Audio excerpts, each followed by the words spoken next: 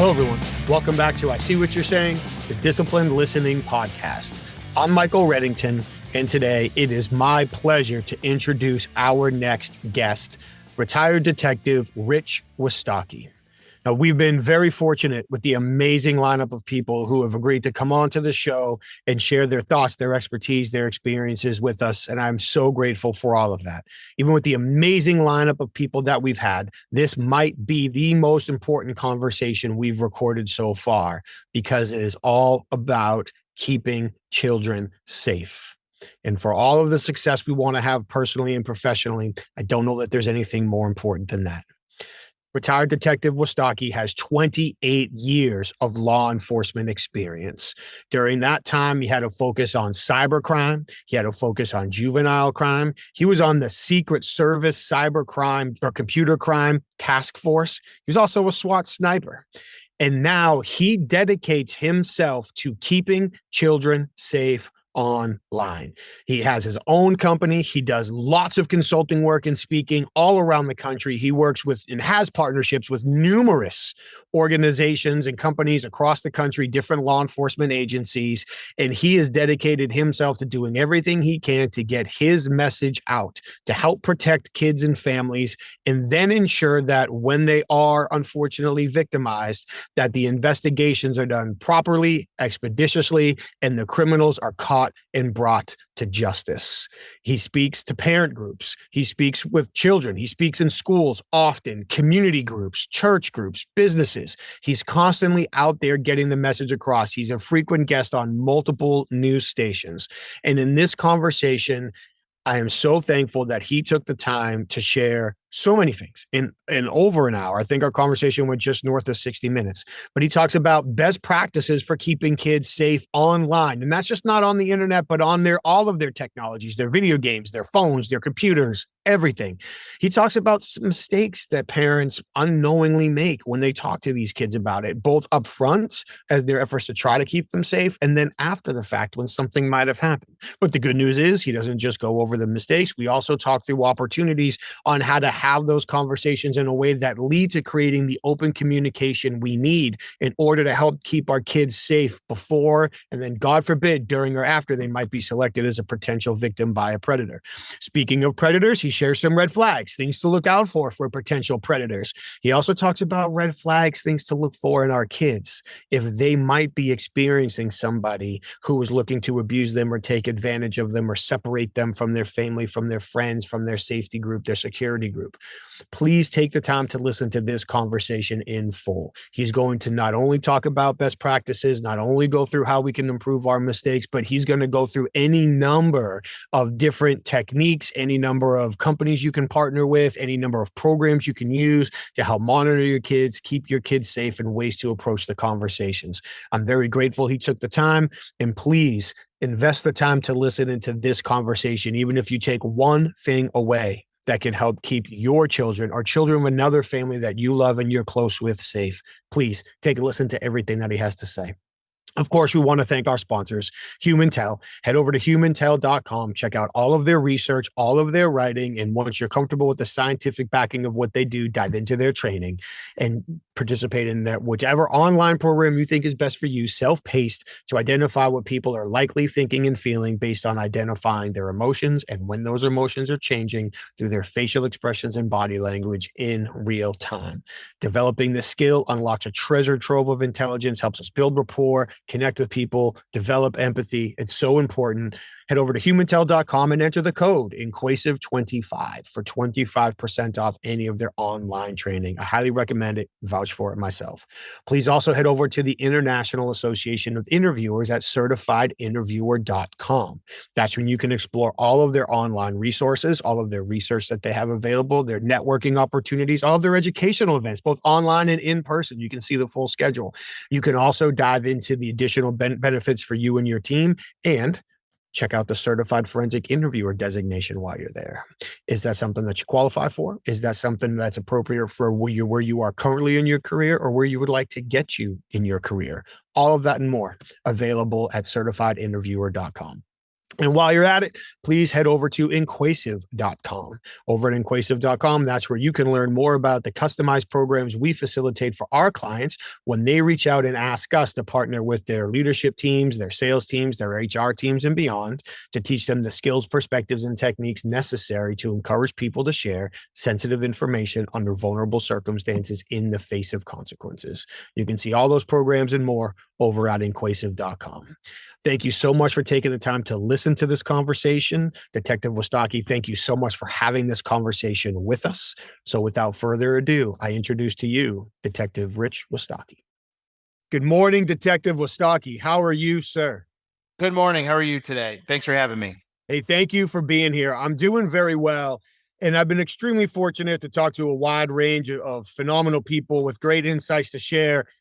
This could very well be the most important conversation that I've ever had the chance to have with somebody, because nothing is more important than keeping our children safe. And not only has your career in law enforcement been focused on keeping people safe, but your specific expertise has been keeping children safe, especially online. And more communication goes online. And I can even say, as a parent, I'm not going to be able to keep up with what my kid knows how to do online. So I'm behind out of the gate on how to do the single most important thing, which is keep my child safe. So I would love to cut right to the chase. This is an extremely important conversation. From your expertise, what are the most important things parents should be doing to keep their kids safe online? Well, parents have to understand the single foundational premise of technology talks and parenting. So, just a little background. I've been in law enforcement for 30 years. Now it's continuing as of recently. I've arrested over 300 internet predators. I retired in 2018. I didn't want to retire in 2018, but kind of had to. I did this little thing called the TED Talk. And when I did my TEDx, it went viral, and I was getting called from schools all over the country to send my message to them. Currently, I teach about 300,000 students across the country and parents. And when I talk to parents, here's some unfortunate stats that you have to understand in your people that are part of your podcast. Um, so 1%, just 1% of the student body's parents, when I show up to do a parent cyber safety presentation, will show up to that presentation because the parents suffer from a deadly disease, right? It's called the NMK syndrome. And this NMK syndrome will set kids up for failure, and then their kids become affected. So when I say NMK syndrome, people really know what it is. Sometimes they don't know what it is, and that is not my kid. I don't need to go to that presentation because my kid I didn't raise him that way. So he wouldn't get involved in that. Well, let me tell you the three things that will get your kids in trouble the most. So first off, I'm about to say something to you and to your parents that might make you upset, maybe want to turn off the program, but I'm going to say it anyways because I don't have a chief anymore. So here it goes. All of you parents watching this podcast are responsible for your children. There, I said it. Shocking. So I hope you're not turning it off. So you're not only responsible for their food, their clothing, shelter, and their education, you are responsible for their technology. I don't care if Nana, Nonu, Tia, Tiu, Grandma, Grandpa bought them that new iPhone 15 for Christmas. Guess what? They don't own it. In all 50 states, your kid owns nothing until they're 18. Nothing. So for you to give them a device to use and say, here's your device, that's wrong. It's the parents or the guardian's device. And this is where parents get crazy that, oh my God, it's theirs. It's theirs, it's their own life. And no, that can't be, because there's something called the frontal cortex of their decision-making brain, right? That's where they make their decisions. And we know that girls are not matured until they're 21 in the frontal cortex. And boys, it takes till they're 26 until their frontal cortex is fully matured. It's a medical fact. So here's number two. Number one is you're responsible for everything your kid does on their technology. Here's number two. There is no such thing as privacy for children. Please understand that a lot of parents think that, oh, I have to respect their privacy. No, you cannot. There should be no privacy. And those parents that set their kids up for failure that don't come to the internet safety presentations are missing the boat. So here's two things that parents make a mistake on when they allow their kid to have their own privacy. So when I teach fifth, sixth, and seventh grade, how old are they about? I'm going to have to do math, which is embarrassing, but I'm going to say by the fifth grade, they're probably 10 years old. Yeah. So now I'm dealing with 9, 10, 11-year-olds, right? And so when I go and teach in the schools, I say, how many of you guys got a TikTok? Yeah. How many of you guys got a Snapchat? Yeah. All right. Well, wait a minute. How are you in there if you have to be 13? Oh, you lied about your age, didn't you? And they're like, So then I asked them, I said, how many of you created your TikTok or Snapchat and whined and whined and whined to your parents until they gave in? I'll get 10 kids raising their hands. How many of you did it behind your parents' back and you don't even care what they thought? I get 75% of them raising their hands. So let's examine this. Now, our kids are not the best mathematicians in the world, no offense, but they're not, usually because of core math, but I digress. So what happens is they say, you know what? I'm going to get a TikTok. I don't even care what anybody says. So they put their name in, they put their phone number in, they put their email in to create the account. And wait, I got to put my date of birth in. Oh, wait, I know you got to be 13 or to have it. Let's see.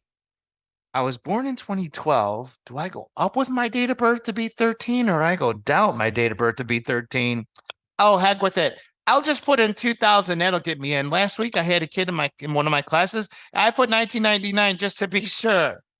So I'll ask your audience, if they put in 2000 as their date of birth, how old are they today?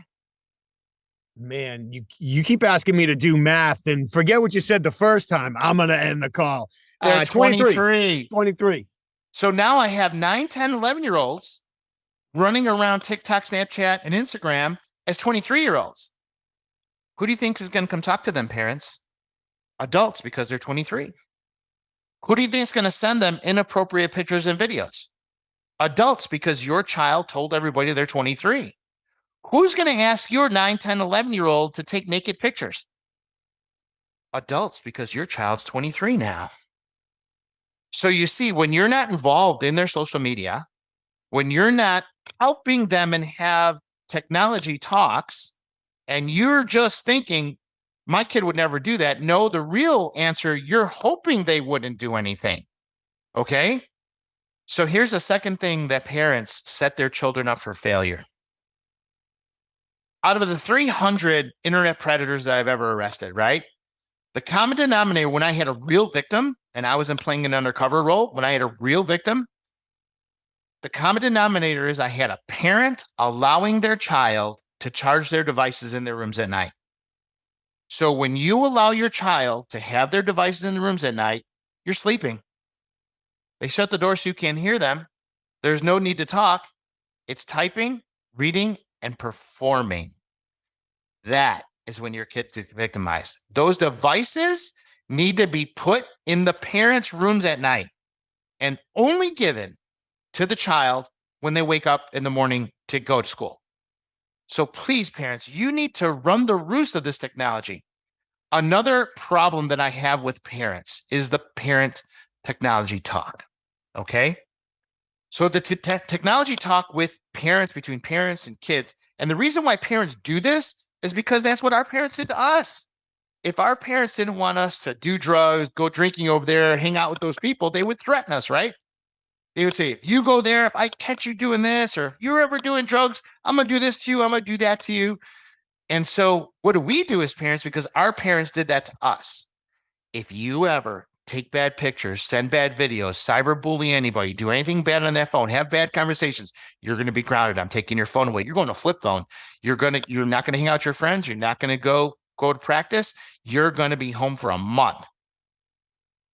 So because our kids are 23 years old and they interact with adults, especially at night in their bedrooms, When they get catfished and they're in real serious trouble now, I ask this question to all my students. Are you going to go to your parents for help? And they all say absolutely not.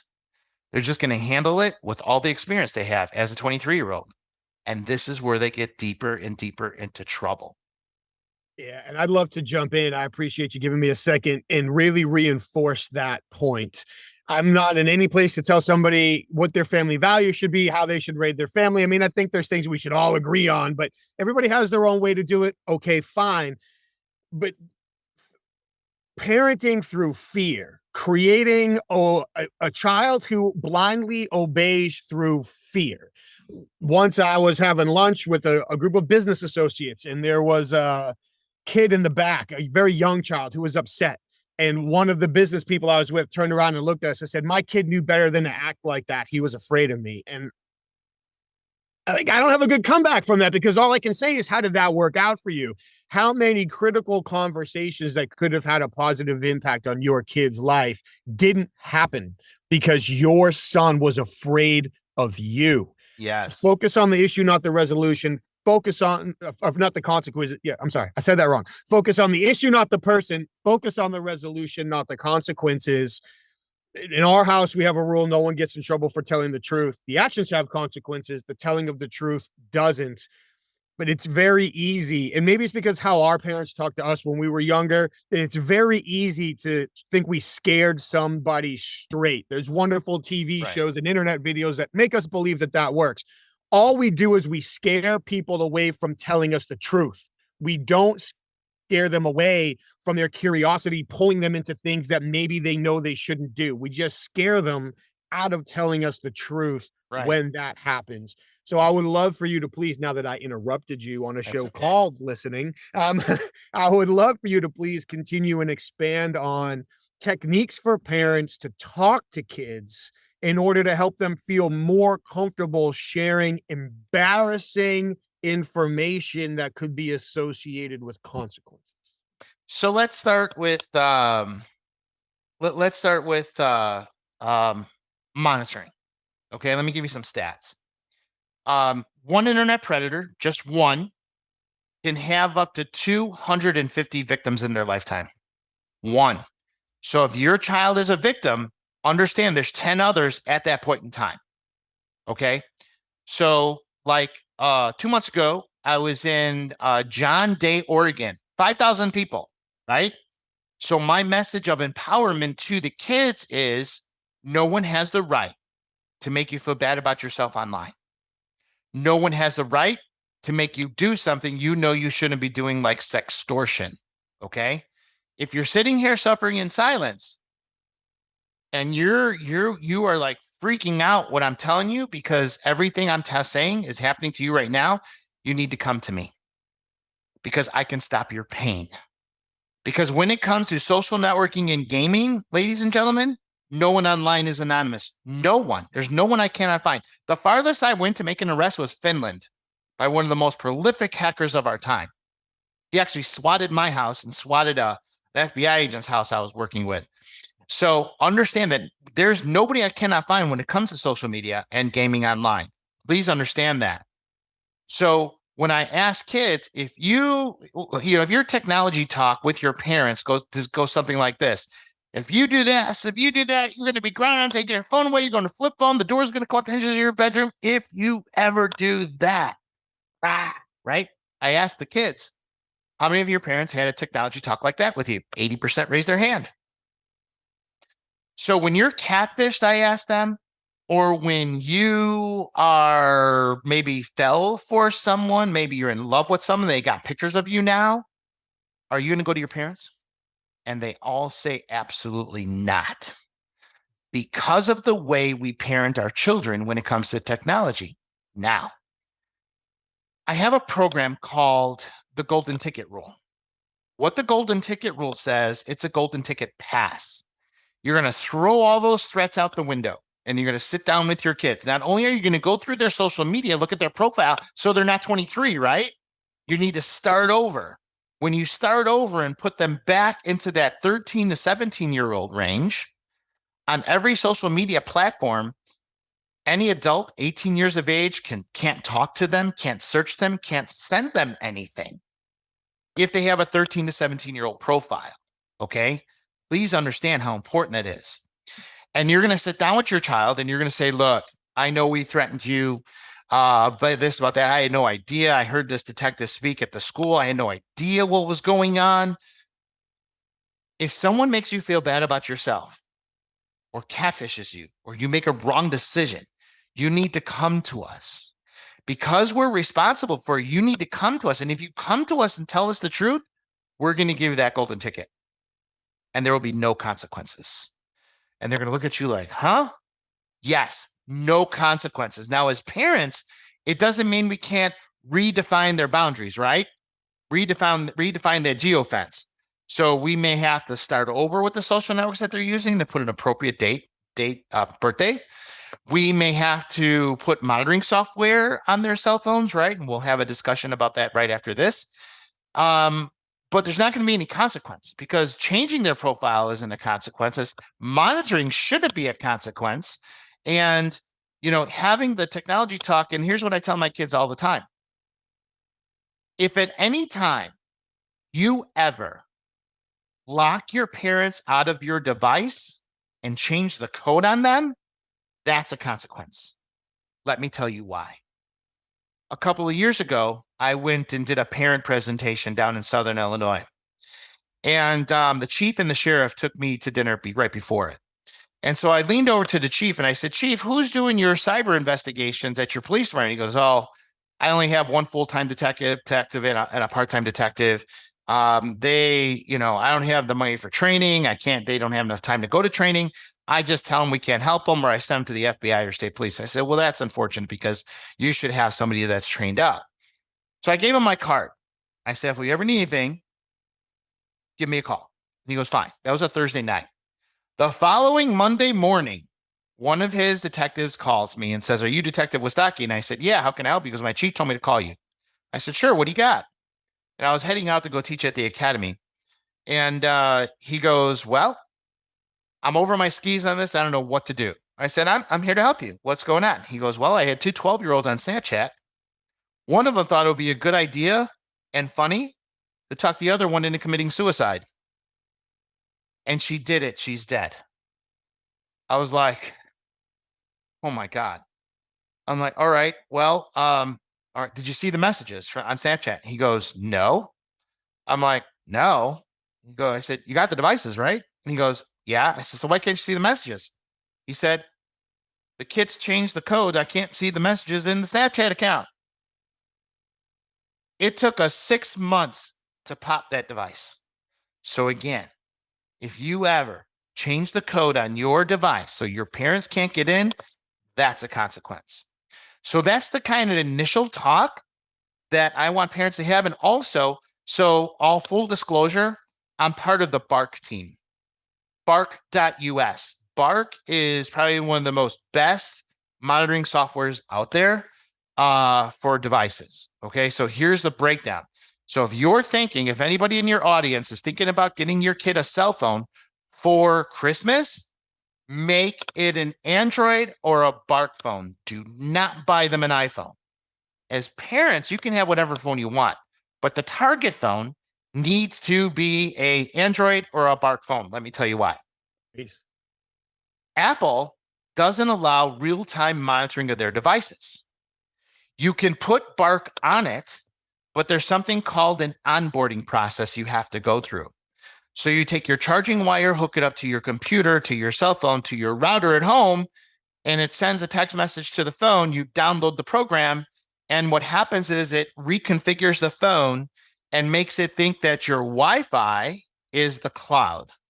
So only when your child comes home and hits the Wi-Fi will you get alerts as to what happened. If you have an Android, now you can Google what BARC monitors, and you can pull up, and it goes through BARC phone, Android, iPhone, iOS, and you can see. You cannot, in an iPhone, you cannot see anything in the social media. Nothing. You can see Instagram on one side, but not the other side. So If you have an Android, it's real-time monitoring. So if it violates any of the policies like self-harm, drinking, drugs, sex, extortion, emojis for drug dealing, it'll send you an alert that there's been a violation. You need to go check it. Whether your kid sent it out or your kid received it, it'll give you exactly immediately what happens. On the best program is the Bark phone. The Bark phone gives you full control of what your kid can do on their cell phone. It is an Android phone, but Bark is built into it. You can get into every social network. You can see their text messages. You can see where they're going on social media. You can see what they're searching on YouTube. You can see everything. Again, you are responsible for your kid's technology.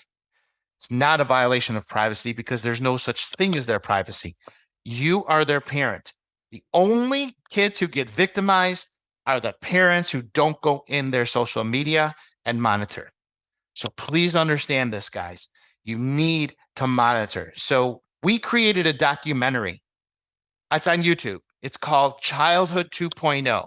The Bark team is comprised of myself, attorneys, judges, probation.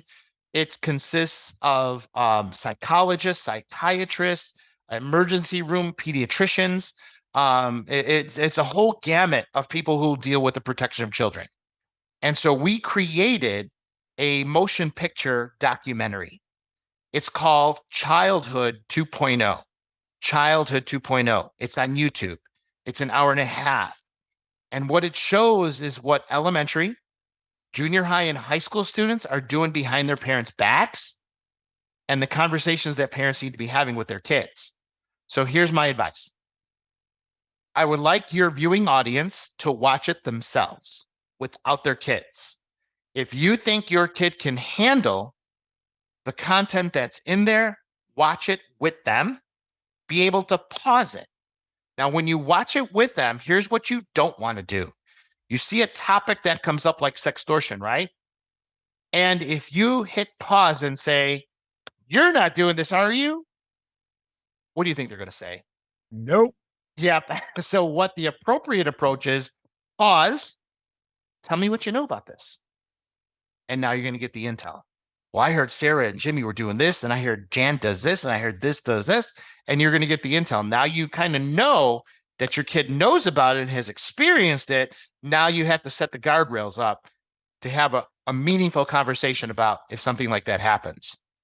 Yeah. So if God forbid, there's something that does happen to your kid that you find out through these conversations, right? There are 5 things that parents need to obtain for the police. I don't know if you want me to get into that now, Mike. Yeah, let's do it in 1 second. Okay. I want to touch on 2 things really quick. Sure. One, actually, just one for right now. Then we're gonna get right back to it because that's very important. I do feel like, and we talked a little bit about this before we went live, that you still work in law enforcement. I supported law enforcement. I never wore a badge, but I have insight into what it takes to conduct a successful law enforcement investigation. A lot of people don't. So when something does happen, they don't know what they need to preserve, what they need to share, what they need to define. And so getting that real quick will be important. But I just wanted to jump in, support everything that you're saying, of course. I can imagine for parents listening, it can be really hard for them to think, well, wait a minute.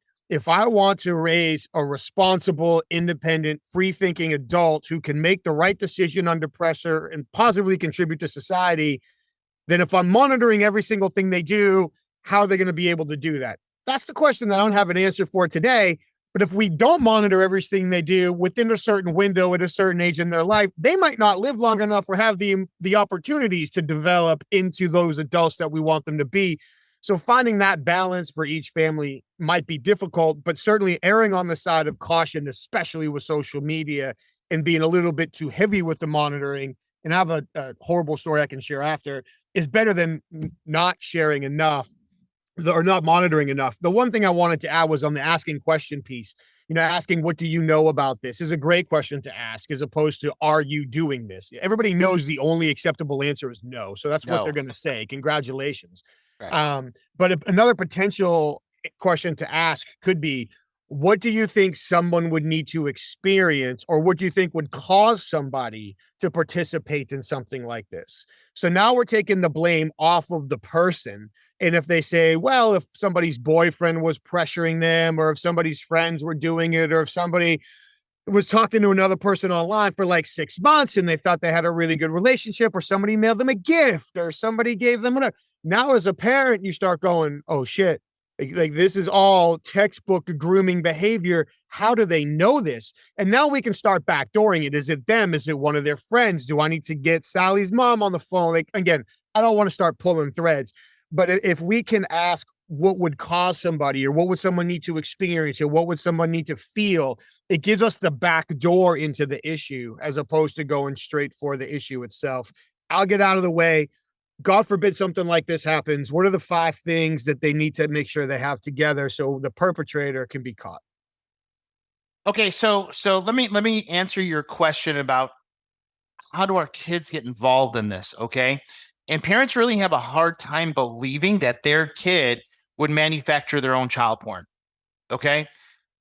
There's 2 things that have developed over the last 3, 4 years with our teenagers.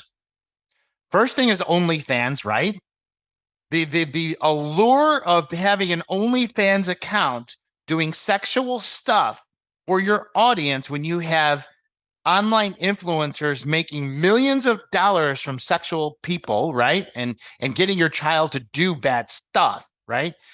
The second thing that has happened is the new dating. When you're dating, asking for nudes to our kids is no big deal, okay? And that's a problem.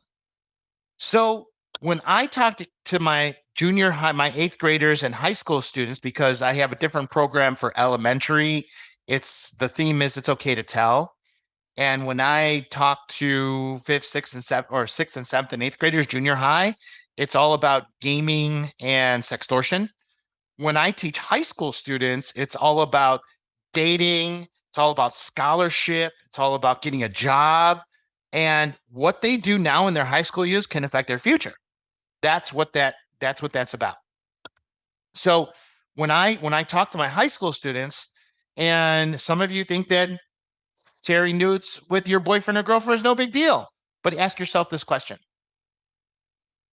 is my boyfriend or girlfriend in January my same boyfriend and girlfriend in September?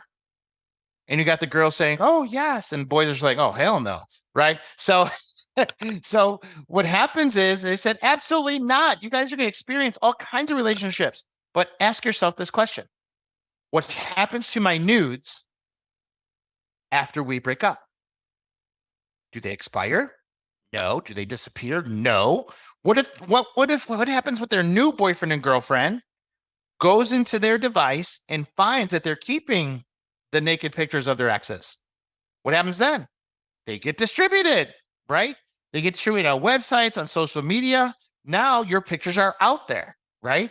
So when it comes to sextortion, I'm launching a new social media initiative to stop sextortion.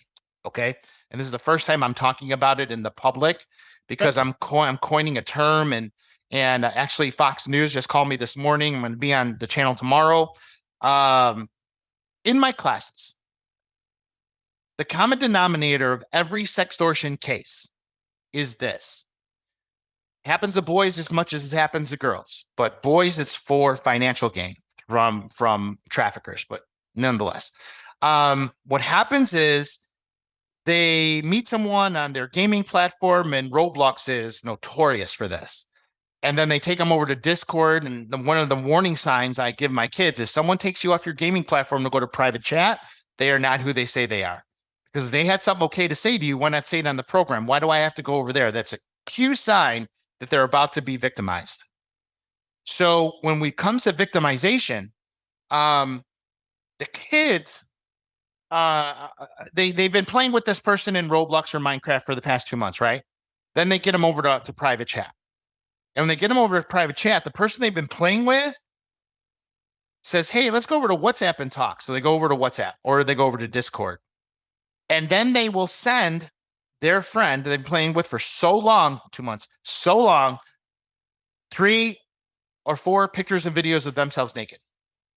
Okay. And so your child is like, oh, is that how it is? And then the follow up when they send those naked pictures and videos is this: now you owe me one pic. Okay. Now, the common denominator of all 100 arrests I've made for sextortion, every single one of them, after they received a picture from someone who they thought they were, but they're actually being catfished, it's not really the person, is you owe me one pic. And if we're not having that technology talk with our kids, making them watch Childhood 2.0, here's their thought process. Well, I've been playing with this person in Roblox for so long, 2 months, so long, I don't want to upset them. They say I owe them one pic. Okay, maybe I don't want to, if they say, no, it's the big deal, I'll just give them a boob shot. And they send it, right? 3 days later, that friend they've known for so long, 2 months, says, hey, how do you like your new Instagram account I made of you with your boob shot on and your name on it? I'm going to send this to your church. I'm going to send this to your family. I'm going to send this to the school if you don't make me videos of you doing bad stuff all the time.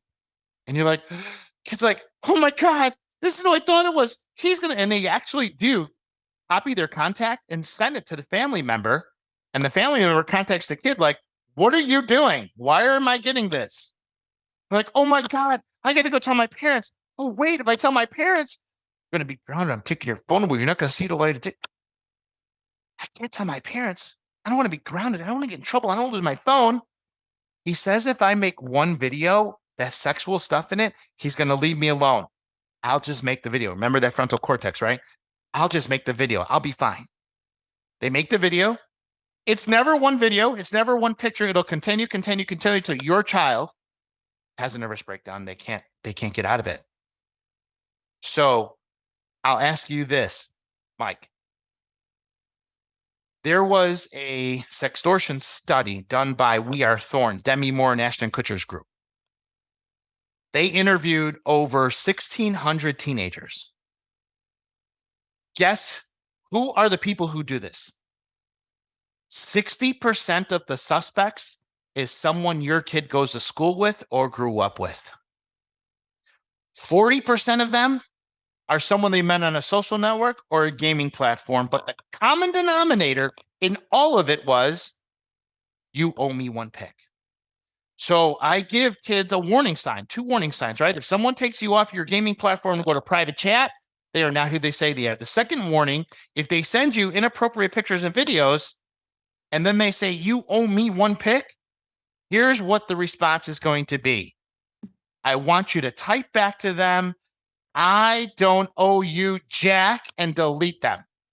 So when I get the kids in the whole auditorium, so if somebody sends you, you owe me one pic, what do you say? I don't owe you jack. What? I don't owe you jack. What? And I give them this kernel of a trigger, right? That now, if somebody ever tells them you owe me one pic, they know what it is. Like I'll teach 6th and 7th graders, right? 3 years later, 4 years later, I'll go to their high school and they'll see me setting up and say, hey, detective, I don't know you, Jack. I'm like, yeah, you remembered. So we're going to have a whole campaign after the first of the year. It's hashtag, I don't know you, Jack. One of my schools who make t-shirts for, like they do a whole thing. They have a whole marketing stuff. And they said, hey, we'd like to make a t-shirt for you. I said, you know what? Let's have a contest.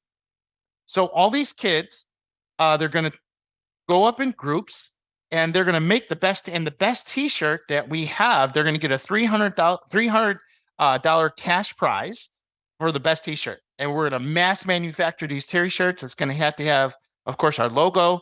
It's going to say, you owe me one pic. And then somewhere it's going to say, I don't know you, Jack. Hashtag, I don't know you, Jack. So we're going to have a full campaign on that. So if God forbid for your audience, if any of your kids have to go through this, there are 5 things you need to do. Here we go. The first thing is I need screen captures of everything, of the chat, the profile, what she said, was he said, the pictures, the video. screen capture, everything, and print them out and make them a file. Screen capture everything, print them out and make them a file. Number 2, I need the user ID. And in my class, I show what the user IDs look like. So for example, in TikTok, it's at and then the name. In X or Twitter, it's at and then the name. If it's in Snapchat, it's not the top name, it's the bottom name in the profile. If you're in Instagram, it's the name at the top. I need the user ID. If I don't have the user ID, I can't do the case. Number 3, so I need screen captures, user IDs. Number 3, the worst advice law enforcement officers who have not been trained or school officials that they give kids is they'll say this, oh, just report it to the social network. They'll take care of everything. That is the worst thing you can do if you want us to find out who it is. Because here's what happens. If you report the incident to the abuse section of the social network and it's a violation of their terms of service or TOS, they will delete the account. And then you go report it to the police and we go do subpoenas and search warrants on that account. What are we going to get back? Nothing. Absolutely nothing. Now, number 4, if there has been no contact of a provoking nature, like your son or daughter hadn't met with this person, your son or daughter did not make the child pornography, because if they did, you'd have to go to someplace called the CAC, the Child Advocacy Center, where a special person will interview your son or daughter and get the information that way. If that did not happen, okay, I need a detailed type statement as to what happened from start to finish and how it made them feel. So for example, I was in Roblox. My gamer tag was this. I was gaming with person gamer tag so-and-so. We played for 2 months. Then he took me over to Discord and the Discord direct messages or DM. He sent me these pictures. He says, you owe me 1 pic. And blah, blah, blah, blah, blah. And this is how it made me feel. So I need a detailed statement as to what happened, how it made him feel. Number 5, I need all of these items printed up and the digital portion of that saved on a flash drive. Not 1 flash drive, 2 flash drives, because sometimes cops lose stuff. So you need to keep one as backup. So let's recap. Screen captures of everything, user IDs of the suspects and the victim. If there's been no contact of a provoking nature, okay, I need a detailed type statement as to what happened, how it made them feel. Do not report it to the social network, to the abuse section, if you want the police to find out who it is. If you don't want the police involved, go ahead and report it to the abuse section. And number 5, print everything out, make them a file, put it in 2 flash drives. Now you're going to go to your police departments and you have the printouts and the flash drive. Well, let me caution all of you. Remember I said that one internet predator can have 250 victims in their lifetime? There's 2 reasons for that. Number 1 is the NMK syndrome, because when parents are not checking, they are really adding to the success of the predator. And number 2, which is a big one, there are probably 70% of the law enforcement officers who have no idea in patrol how to take a cybercrime report. And that's a problem. If you go and Google Columbus, Ohio Police Department, 11-year-old sextorted, you will see a video there of 2 officers who were 4 hours late, whereas 11-year-old who were being victimized by an internet predator. Okay. The dad called the police, and the first thing the police says, if you want this report, mister, we're going to arrest your daughter for taking the pictures. You still want the report? The dad says, she's 11. It doesn't matter. She's still taking the pictures and making her own child porn. And he's like, have a good day. Unfortunately, because we are not training our patrol officers in how to take a cybercrime report and child exploitation, this happens all the time. So police officers, they don't know what to say, so they just go with the gut, right? Well, I don't want to take this report. If I take this report, I'm going to have to spend hours here. So I'm just going to blame the victim, and they victimize the victim twice. Once by the predator, and then once by the police. So we have to be training. So your vast audience out there, Mike, we need to get your police departments trained in how to take a cybercrime report. And that's a huge issue in and of itself, and a message that hopefully begins to resonate and spread, because crime evolves, and the crime evolves, period. but specifically crime with technology involves, the victims evolve, generations change, and law enforcement, and we're always going to be behind, but let's reduce the steps behind we are as we try Correct. to take care of the victims. And as we talk about predators, it's very important for people to remember that predators typically trade on fear, and that fear is typically of embarrassment and or violence, and sometimes the combination of both. So, and they also, predators generally don't like to work for their food. That's why they're targeting young people. That's why they're targeting people potentially with cognitive challenges. So now you've got people, the frontal cortex isn't developed to the degree that it needs to be. They're scared. They're scared of being embarrassed or their family being embarrassed. They're scared of themselves or somebody they love getting hurt. And the person threatening to hurt them, by the way, if it's physical violence, it could be on the other side of the world. Like it's just not going to happen, but they're Right. trying to scare you with it. So now that fear of embarrassment or that fear of violence stops them from coming forward. As parents or family members, guardians, I coach youth sports, whoever it is. My wife works for a company where there's a child component and there's a duty to report and all of these things.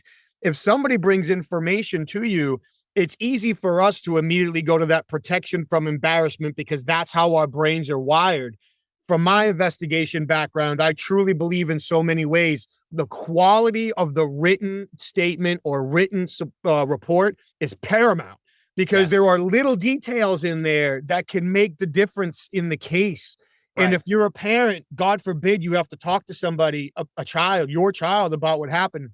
I get that your brain wants to shut off, ignore, rationalize away. As I can only imagine what you have had to hear from people as you've taken these reports and how you have to go through statement after statement. The friends that I've had in law enforcement, sometimes just being the ear for them to vent to as they've taken reports like this, but patiently getting the details in a way that help children save face and feel better about sharing them is what Right. is going to bring these cases to a positive resolution. Right. Causing the child to be embarrassed or being too embarrassed ourselves to ask the question is only going to make the situation worse. And to Yeah. your point about going to the social media, they have a business to protect. They don't care about your kids. Let's make that clear. Yeah. But number two, predators also know that a lot of their early and mid-stage grooming behavior can sort of be explained away. It's not necessarily a crime until they get too far down the line. So a lot of things that I would look at, but certainly you would look at and say that is grooming behavior. Somebody at a social media company might not think so. Somebody, Yeah. an untrained investigator might not, an unaware parent might not Yeah. think so. So Yeah. getting in on that early is so important. Can you speak a little bit? You talked about kids having nervous breakdowns because it's just gotten too far and they can't handle it anymore. Are there earlier stage warning signs that parents can look out for in their children to start realizing that there might be an issue here and determining the best way to get involved? Yeah, and again, I want to go back to monitoring, right? That's the only way you're really going to know if you're monitoring and having the right web filtering. You know, I teach a class. I've created a way to stop school shootings, right? And the premise of my 2-day class, and it's attended by school officials, which is IT, social workers, counselors, deans, principals, and superintendents. And I mix them with SROs and local law enforcement. So we have about 65 to 70 people in the first day of class. And it's important that I put them all on the same page. So what sometimes parents don't know is that when your son or daughter has an iPad or a Chromebook for a device, right? They are mandated to have web filtering in those Chromebooks. Now, some of the best Chromebook web filtering is Lightspeed, Go Guardian, Content Keeper, and Bark. So when they have these programs, you as a parent can go in the school and say, I want to see the last 30 days of all my actions that my kid has taken on their device. So I shore up everybody because some SROs or even some counselors, they don't even know what type of web filtering they had or what it does. And there's something called alerts. We want to make sure that every school our kids go to have the licensing for the web filtering to grab alerts. This grabs grooming, this grabs self-harm, sextortion, child exploitation. It monitors all that stuff. And what, like, for example, Nicholas Cruz in Parkland, right? In his psychiatrist interview, he was planning his stuff since he was in 8th grade. You know where he planned it? On a Chromebook while he's at school, researching things like Adam Lanza, who did Sandy Hook. And if they don't have these right alerts or the right people that are not attached to that, same thing, not only school device monitoring, personal device monitoring is how you're going to know. You're going to see, if you're not checking that device, right, you're going to see a withdrawal of your child. You're going to see the child becoming more secretive. Okay. Like I had talked to a parent last week that, the notes in an iPhone, Mhm. they're using notes to communicate and send pictures to each other in grooming. They have vaults in their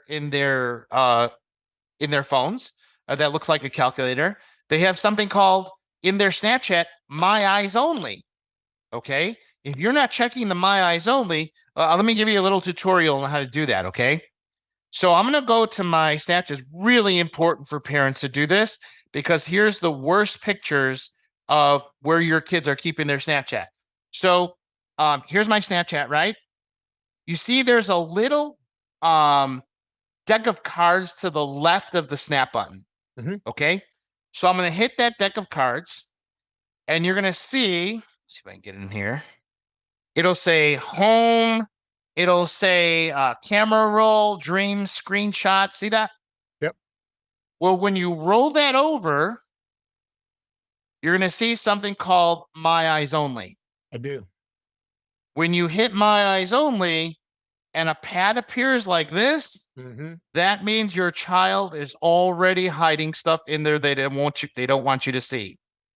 Many parents will be lied to. I don't know what that is. Or I set that up years ago. I don't know what that is. They know the code that goes in there. So if parents are not checking that, their kids are doing something that they shouldn't be in their My Eyes Only. Okay. Now we also have to understand to deal with your question on how do they get to them and what's going to happen. So a lot of people don't realize this. The National Center for Missing and Exploited Children, we call it NECMEC, okay? I belonged to something called an ICAC, Internet Crimes Against Children, ICAC. There are 6,000 detectives like myself who are throughout the country, and we have specialized training in how to find predators, okay? We have 4 tiers of training. One of those tiers of training that we go to is how to do cyber tips. The National Center for Missing and Exploited Children has an AI program that runs in the background of every social network and gaming platform and cloud service besides Apple in the United States. This is looking for 2 things. It's looking for something called CSAM, child sex abuse material or child pornography, right? And when there's CSAM being transferred between 2 accounts, this AI program flags it, somebody from the company reads it, and if they confirm that it's child pornography, they send all the information on the offending account and the victim's account to the National Center. They do a background on it, and then they will assign that case to one of 6,000 people like myself called a cyber tip. Now, ICAC people are so busy with cyber tips, but this is how we're catching predators. The second thing it monitors for is grooming chat between adults and children. So what happens is if there is grooming chat and this program gets triggered or somebody reports it, the security agent at the company reads it and they send it to the National Center as grooming chat. And then we investigate it. This is how we're catching predators nowadays. It's just so overwhelming because there's so many kids on the social media as young as 9 years old that are being victimized. This program is so important to catch these predators, you know? So that's the things that are in place. Well, I'm grateful for you sharing all of that, and I kinda wanna take a plane to Apple and start knocking on people's doors and asking what their problem is, but that's a whole second conversation. Yeah. Um, Grateful for you sharing that because, again, as parents and be respectful for everybody's time, for the people that are still listening to this conversation, thank you so much because this is so critical. Very long story short, couple years ago, I was introduced to a family that needed help. The person that knew us both had an investigations background, so that's where the connection was made. And thankfully, I was able to make some phone calls out west to try to get them connected. But long story short, they had a child with some cognitive development and mental health issues. They thought they had done a great job trying to keep that child isolated on the internet. Like most children, they figured out a workaround, found themselves in a situation where the parent could have intervened. The parent said, well, we want to give them their own space, backed off, child disappears. They're able to track the child down. They know where the child is, but now they're rationalizing it away. Maybe it's not trafficking. Maybe they want to be, maybe they're okay. I want them back, but I don't want to overstep. If I overstep, they won't come back. And all I can think is, you know where it is. How come you haven't driven your truck through the front door yet? Like this is what is happening. And all too often as parents, you talk about NMK, even if it's not full blown, it's easy to start rationalizing things that are uncomfortable for us. I don't think that's what it means. I don't think that's what he or she is doing.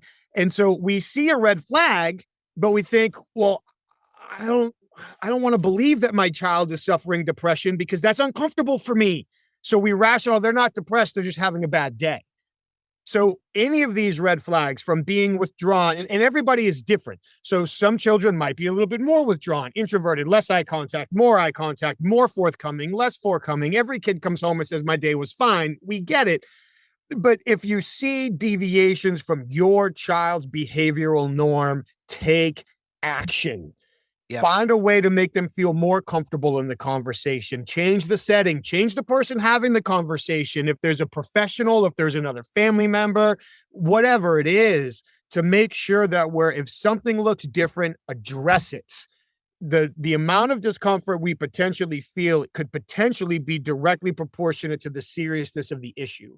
If something doesn't feel right, address it. And it might sound great that there's 6,000 detectives out there, but that is what?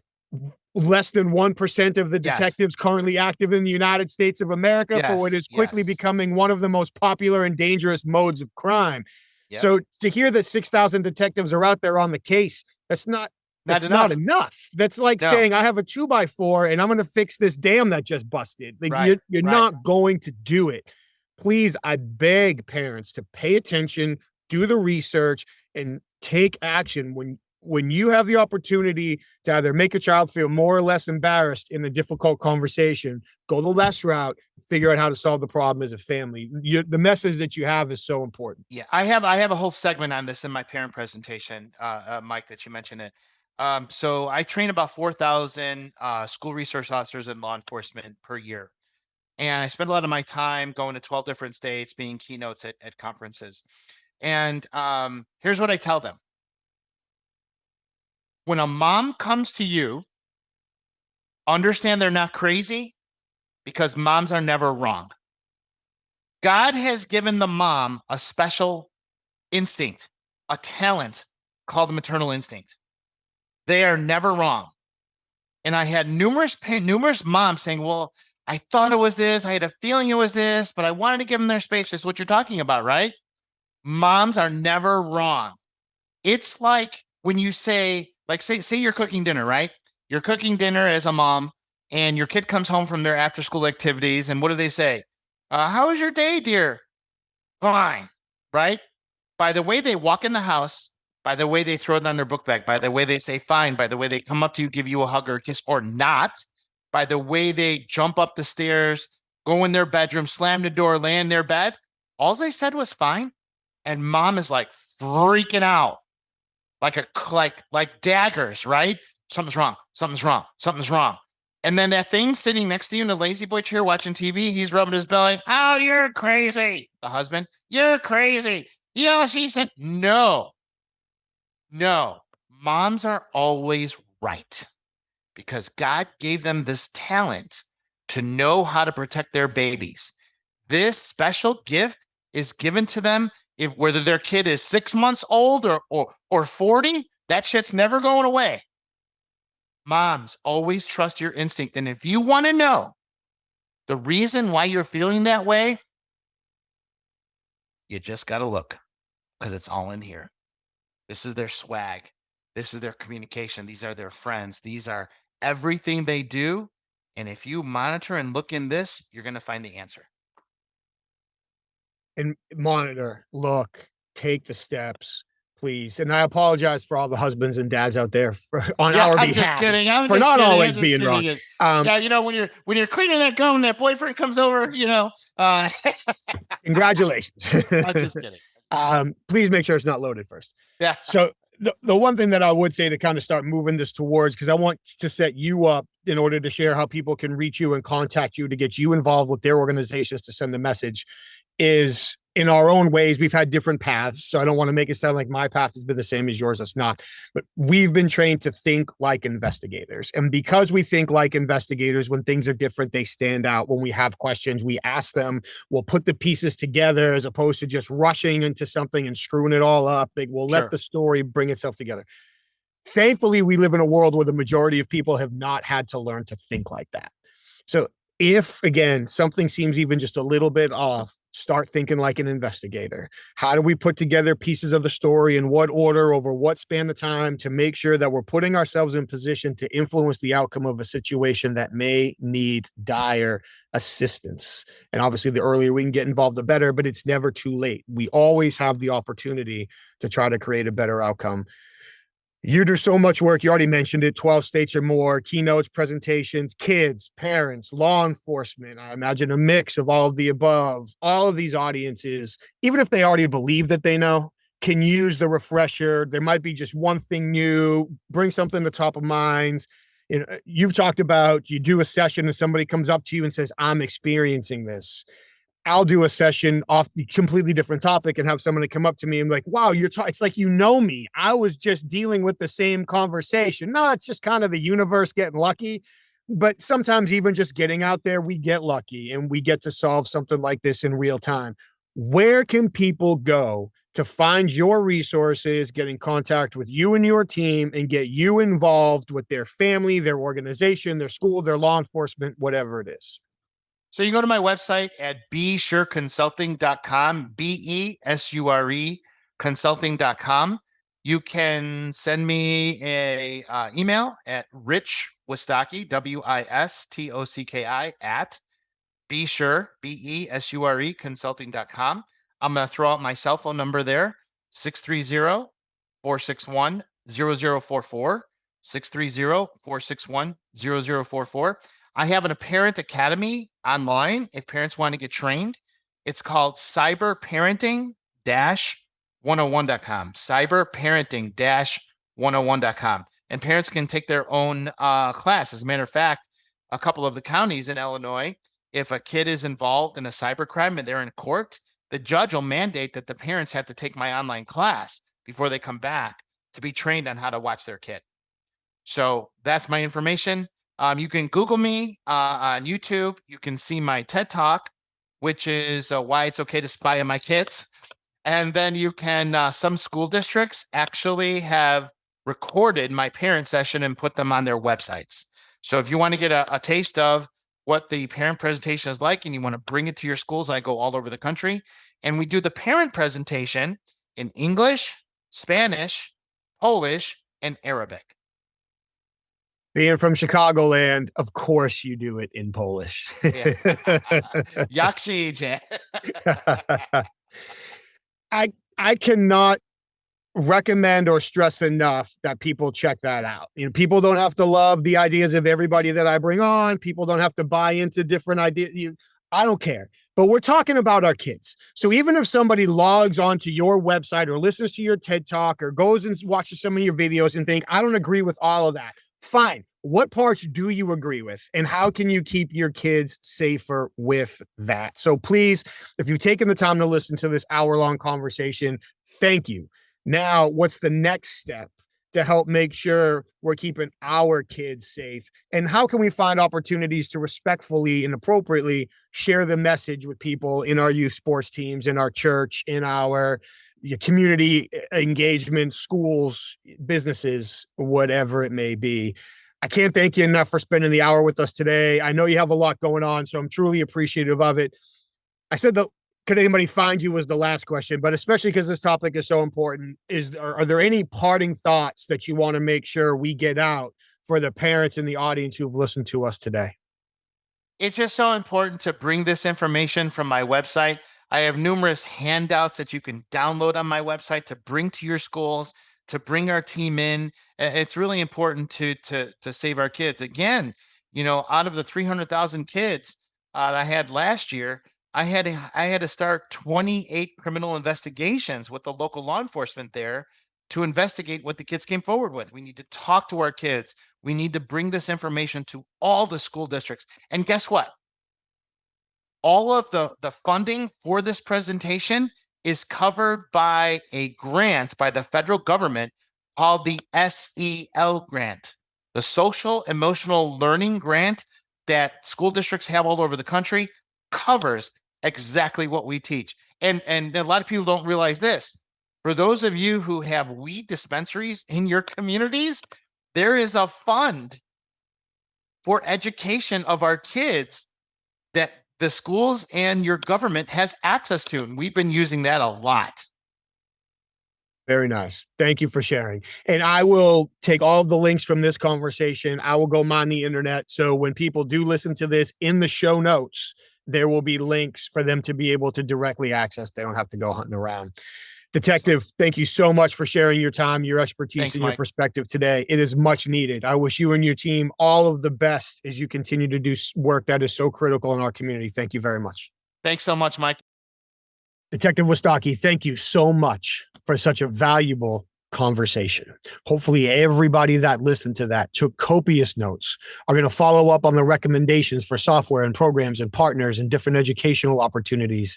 Hopefully you're going to update some of the changes in how they might talk to their children about the risks, how they might look out for warning signs that their children may be at risk. And then of course, hopefully they use some of these techniques to talk to their kids if they believe their children have been exposed to a predator online.